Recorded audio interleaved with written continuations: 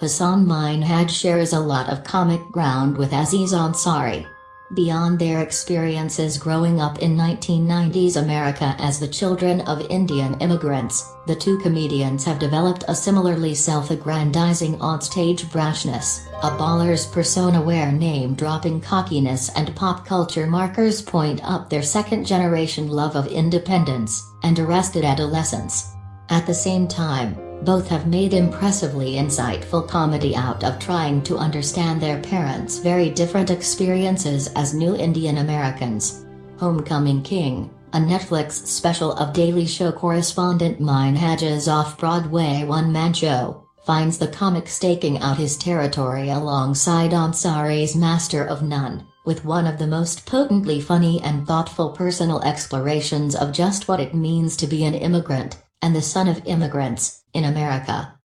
Minhaj, with his boyish handsomeness and his California bros swagger, the special is filmed in Minhaj's hometown of Davis, comes out of the gate dropping a clutter of pop cultural signposts, Drake, YOLO, comic books, Hash Blessed, and the like, that belie the tightly written, startlingly heartfelt nature of his show. Making great use of a strategically deployed slideshow backdrop for emphasis, Minhaj takes us on a whirlwind tour of his life growing up alone until the age of 8 with his chemist father, his mother having remained behind in India to finish her medical degree. While comedians making jokes about their parents' eccentricities isn't new, Minhaj locks onto his theme of father-son conflict with a deceptively light touch that carries through the entire set. When a friend's parents ask the teenage Minhaj what he really likes to do, he answers, baffled, "No one has ever asked me that before," referring to his father's quick hand and rigidity as a Guantanamo of the mind.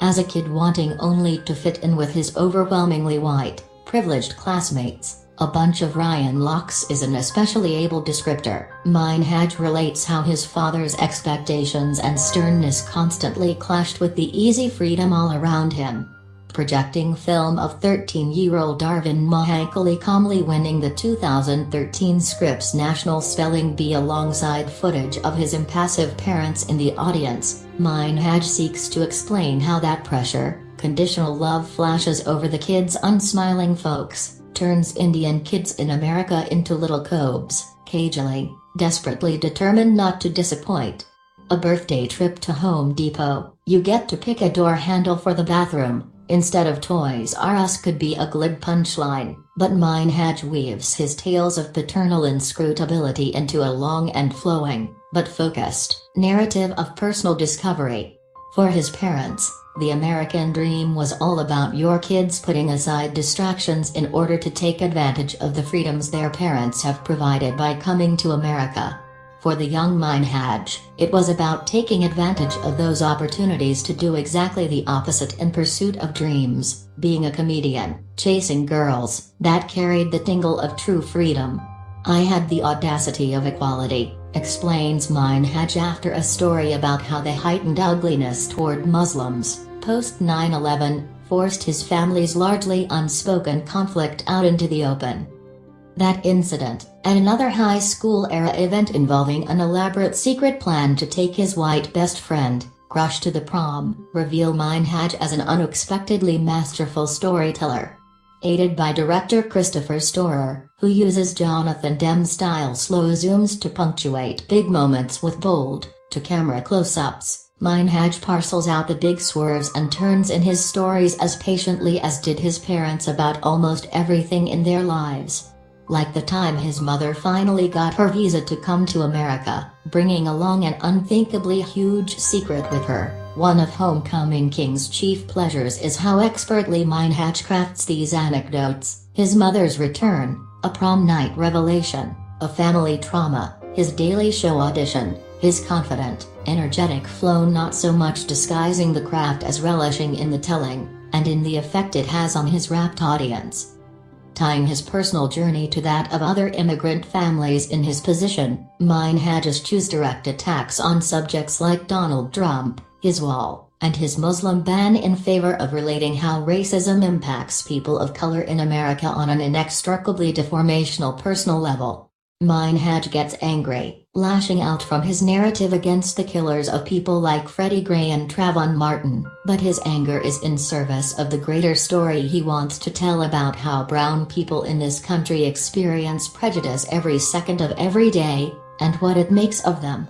With his father's stoic pragmatism as one pole and his own, more liberated anger and desire to fight back as the other, Minhaj, after wrenchingly relating how his Muslim family was subjected to frightening abuse after the 9/11 attacks, summarizes their combined response with the bitter, defiant summation: "If you come to this country, you pay this thing like the American dream tax. If it doesn't cost you your life, you pay it."